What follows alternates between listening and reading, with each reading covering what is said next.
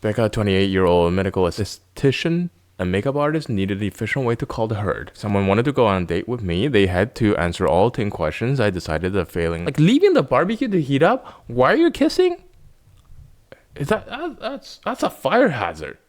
So I came across the article, the dating article, and I figured who else would be better to comment about dating articles than a guy who's already married for 7 years, right? So it's called Kiss and Tell, and it's on Toronto Life. Kiss and Tell, I started sending 10-point questionnaire to men on dating apps. All right, I mean, that's a good start. Becca, a 28-year-old medical esthetician and makeup artist, needed an efficient way to call the herd.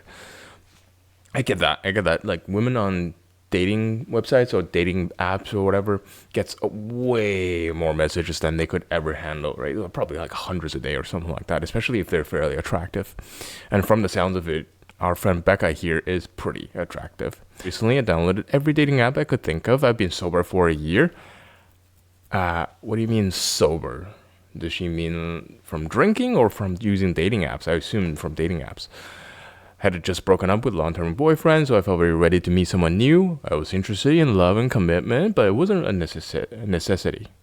There was a problem, though. I quickly had more matches than I could handle. I needed a way to expedite the screening process. You know, like I said, right? There's always going to be way more messages for women on dating apps than they could possibly handle.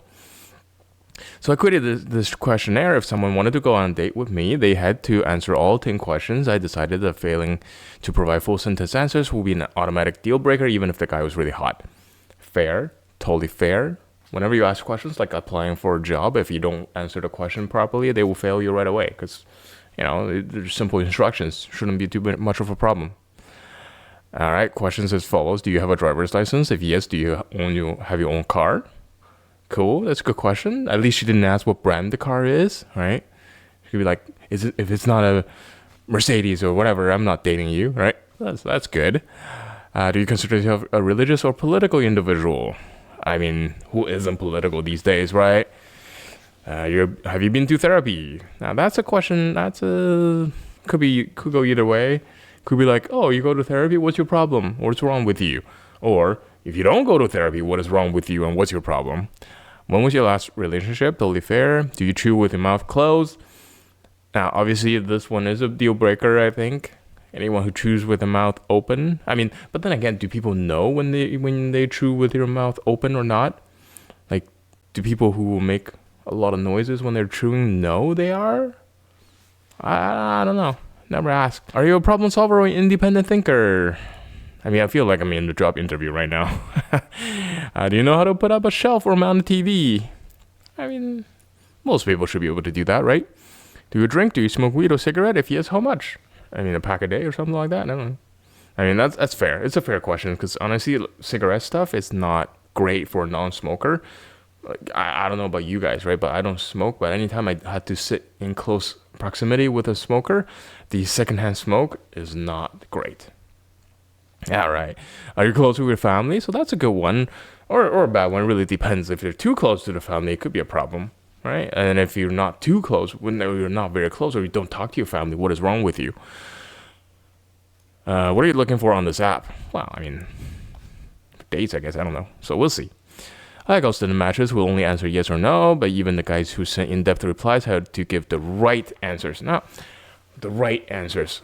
I mean, totally understandable because it's for her alone, right? For her and her only. Anything that's not up to her standards is not the right question. So, you know, it's like a red question. Are there red questions? Obviously, in this case, there is. It's anything that's perfect for her.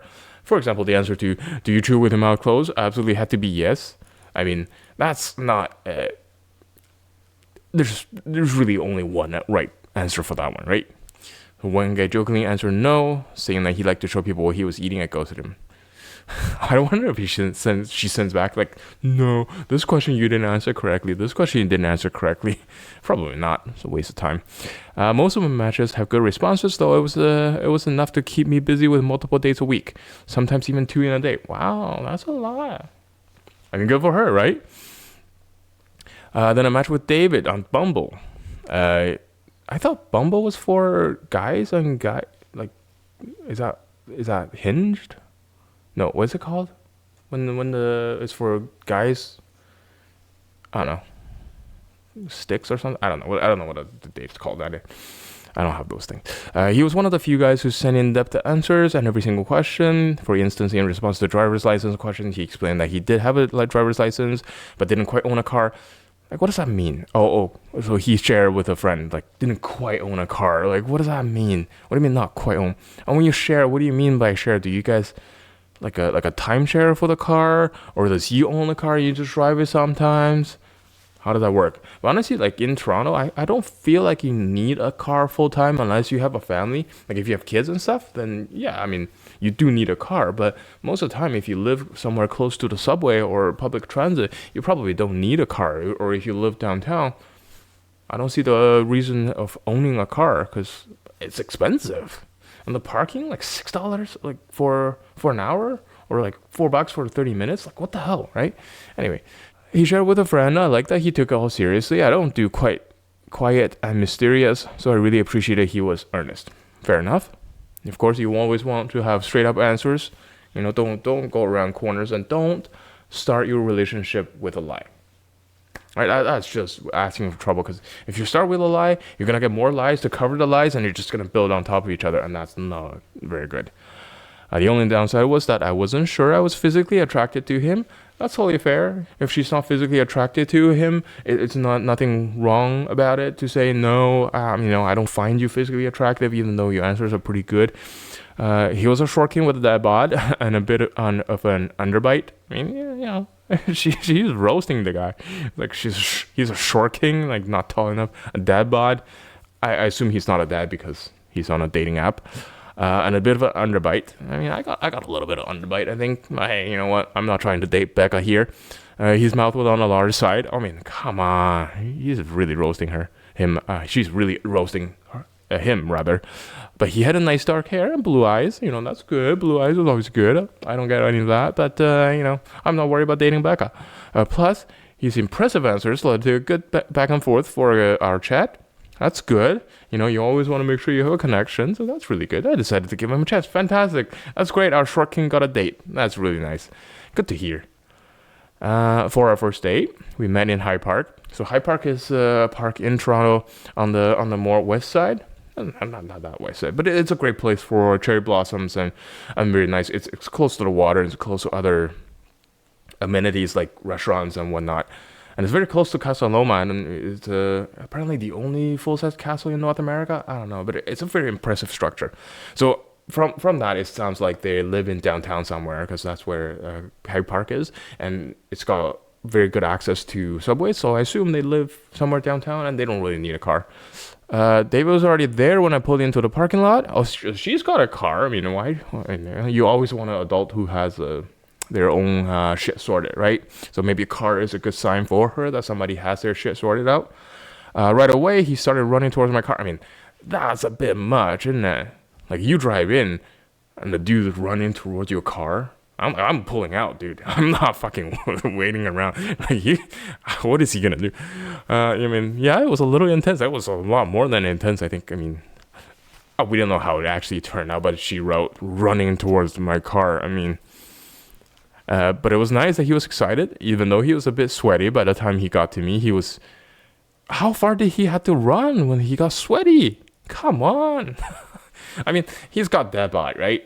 And he's a little short king, so I assume he had to run a few more steps than normal folks. You know what? I'm not that tall, right? I'm like 5'10", so I'm not that tall. So maybe she's talking about guys my size being a short king. I mean... I probably wouldn't be sweating. I mean, it's not a huge parking lot. He was sweating a little bit when he got to me. He was endearingly self-assured and smiley. Not sure what that means. I assume... Well, he didn't pound on a glass, I hope. He was like pounding on a glass. Get out of the car! I hope it's not like that. We walked around the park for 2 or 3 hours. I mean, that's a lot of walking. It is a big park, though. Talking nonstop. He told me he worked in sales. I told him I works in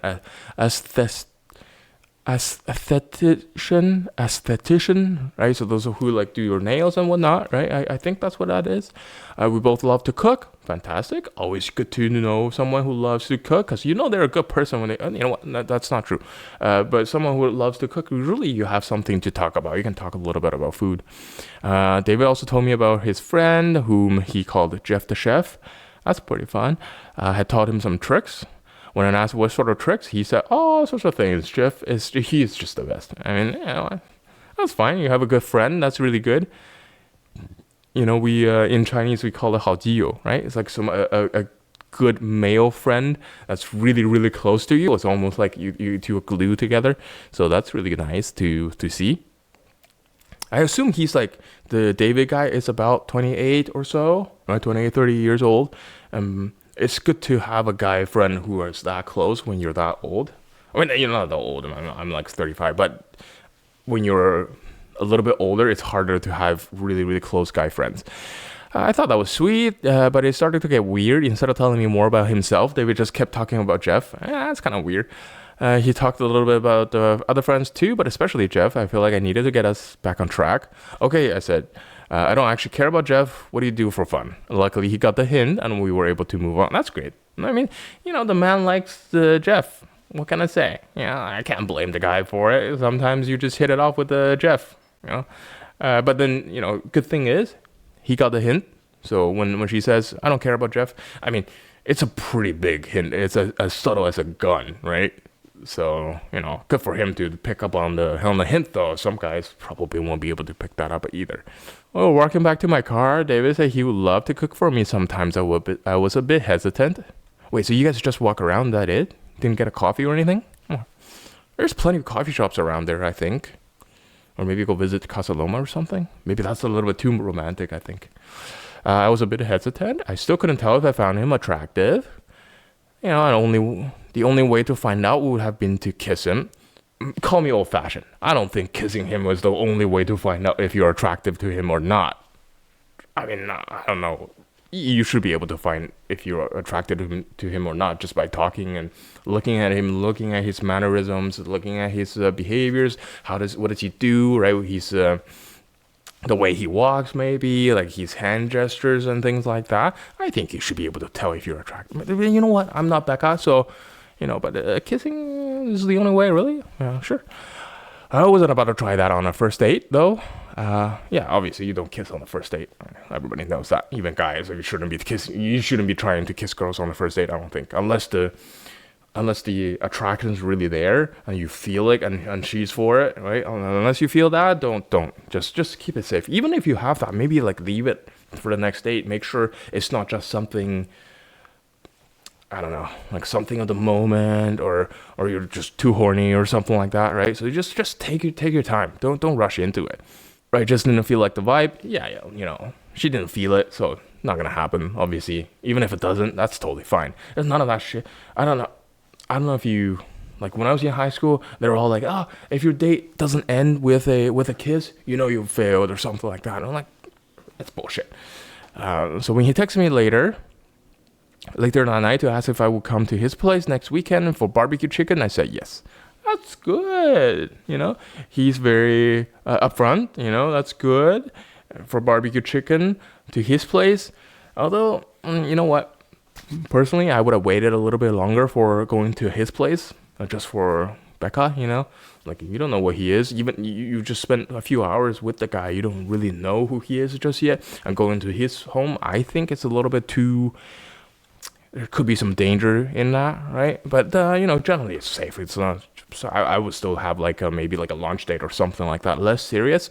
Ooh, our second date, nice. The day of our second date, I arrived at David's place at 7:45. That's pretty late for dinner. By the time, for me, 7:45, I'm like, my daughter's already asleep, and I need. Oh no, she's not. But we should be getting her ready for bed. But that's just me, old man talking, right? I have dinner at 6:00. So anyway, so his apartment's on a lower unit. That's good. But like his aesthetics, that's good. He had a record player. Which one though? If he's got one of those Victrola or some shit like that. Nah, you're out. Just get out of there. If you see the guy has a Victrola, get out. And everything was vintage. I no IKEA furniture. It's like, okay, vintage. Just because it's old doesn't mean it's vintage. It's just my opinion, right? Vintage doesn't mean it's better unless it's curated. Right? I mean, maybe that's what she meant. It's all curated. It's nicely picked out. It's all designer shit or mid-century crap, right? I don't know. His cooking didn't disappoint either. When it arrived, he'd already put out some appetizer, bruschetta and dip. Isn't bruschetta the dip? Or maybe she meant like he had bruschetta and other dips as well, and that they were super tasty. Did he put out like crackers? Did he make a baguette? What is going on with that? You can't just have bruschetta on its own, right? Oh, or does bruschetta mean like you have the tomato things, right? The sauce and the bread together? That's the bruschetta? Or I thought the bruschetta was just the tomato bits. After an hour, so that's 7:45, right? After an hour or so of nibbling and chatting, he still hadn't started cooking the chicken. He's only bragging about marinating for 48 hours. I could see it. It's completely raw on his kitchen counter. Every now and then I pointed and glanced at it, trying to give him a hint, no luck. Wow, I mean, so this point it's almost 9 o'clock, right? And I was like, oh man, even at 9 o'clock, it's pretty late dinner for me, I think. Although when I was younger, that's probably when I would have dinner anyway. But then, looking at the chicken would not give him a hint. Like last time, you had to say, I don't care about Jeff for him to get a hint. You would have to come here and say, you know what I really like? Barbecue chicken. I love barbecue chicken. I think then he would get a hint. He would be like, oh, yeah, I should get cooking. Okay, finally around 9:15, it's not that bad. It's like 30 minutes later. He used to get up there for a barbecue. Great, I thought. In 20 minutes, we'll eat, and then I can get out of here. Okay, but I assumed it was a gas-fired barbecue, but unfortunately it turned out to be charcoal. That means it would take twice as long. I mean, you know what? Lighting the charcoal, yes, it's a pain in the ass to light the charcoal. So, but the cooking wouldn't take much longer. Like it would have been faster actually. But the girl's judging him for having a charcoal barbecue. But also charcoal barbecue is way cheaper too. Probably that's why he has a charcoal. Probably one of those round ones, the black ones. Those things that are everywhere. It's like $100 for one of those. And the cheapest gas grill is probably $300. You know what? Becca should think about that. It's like the man's trying to save some money here. Right? Save a couple dollars. Toronto's an expensive city to live in, so it makes sense. So that means it'll take twice as long. Meanwhile, our conversation was losing its momentum. Maybe I was just hungry. You know what, Dave? Come on, man. Oh, David, right? David was his name. He should have planned it better. Yeah, David. You should have planned it better, man. Like you should have more food. If you plan on eating later, get some more stuff out there, right? Not just a bruschetta and dip. You get some salads out there, right? You get some bread stuff. Obviously, you get some of those charcuterie board. Right, always get one of those, fancy as fuck. Always good stuff to have. Although I saw a TikTok somewhere, somebody was laughing at charcuterie board. They're still great. I don't care what they say. Get some fruit out there. I assume you're drinking a little bit. It doesn't really say. You get some wine, right? You get some wine going. You get some charcuterie board going. You get some snacks. David, man, you need to plan this shit better. That's what I think. While the barbecue was heating up, David pushed me up against the wall out of the blue and started making out with me.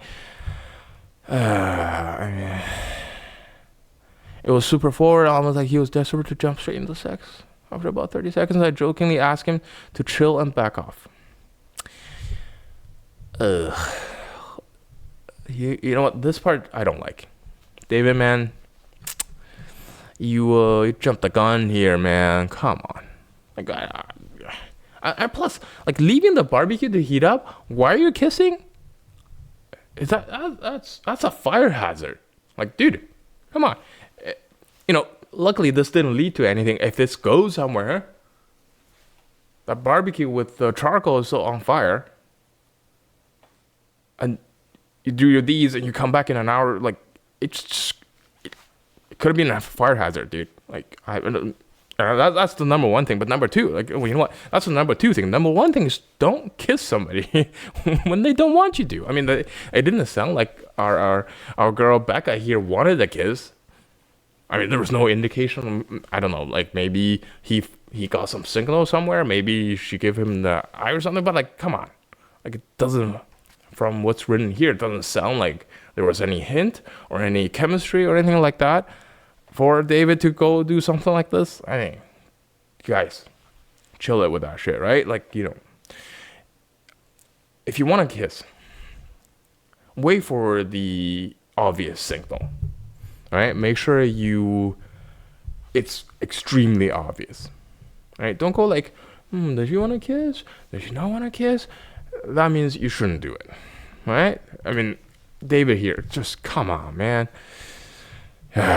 Anyway, so chill and back off. I mean, that's awkward, dude. Even though I was starting to suspect the lack of chemistry, I tried to demonstrate by way of example how I like to be kissed, slower and more thoughtfully. What does that mean? I tried to demonstrate. So was she trying to slow down with David? Slower and much more thoughtfully? Like most of the time, I think women appreciate taking it a little bit slower. I mean, you just kind of ramp it up, right? You don't jump straight into it, right? It's like going in a pool, right? You want to go in slowly. Not, you don't have to cannonball every single time, right? Anyway, but it still wasn't great. So they kept kissing. Is that what it is? I knew then our relationship wouldn't go any further. It wouldn't be going any further. Yes, I agree with Becca. You don't push a girl up against the wall and kiss him out of the blue, right? And you don't go 80 miles an hour straight into it, right? You sort of you test the waters a little bit, right? It's like a hot tub, right? You don't jump into a hot tub. You don't know how hot that thing is. It's the same thing here. You don't just go straight into it. I mean, David, man, I was rooting for you. I was like, our short king here, he may have something, right? He got a second date. That's really great, but he shot himself on the foot here. Or, did he burn the chicken though? Did he burn the barbecue? I mean, that's a fire hazard. You shouldn't be doing that. At that point, I would have liked to leave, but the barbecue was finally ready. By the time we ate, it was 11 p.m. 11 p.m. Oof. I helped clean up afterwards. That's nice of her to help clean up. Honestly, if I were Becca, I would have left. I'm like, nah, bro. I'm going to go home. I'm going to go grab something to eat on the way. I'm not just, I don't feel like being kissed out of the blue and against the wall too. Come on. A little forceful here. Coming in a little strong here. Putting that running across the parking lot energy to use here. But not in a good way. Not a productive way. It seemed easier to accept than to argue. Oh, wait, hold on. Did I miss something? Because I felt impolite to not to, and David insisted I take some chicken home. It seemed easier to accept than to argue. Yeah, okay, well, take some chicken home, why not? Leftover in hand, I got back in my car just before midnight and texted another guy I was seeing and asked if he was free. Like, at midnight? He was a much better kisser. You texting another guy at midnight? Wouldn't that feel like a booty call? I don't know. Just me. After that, David left for town for a vacation. It was a relief not have to worry about him, and honestly, I almost forgot he existed.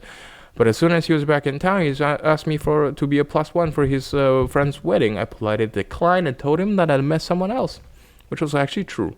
But I added, thank you for the chicken. You know what, David, man?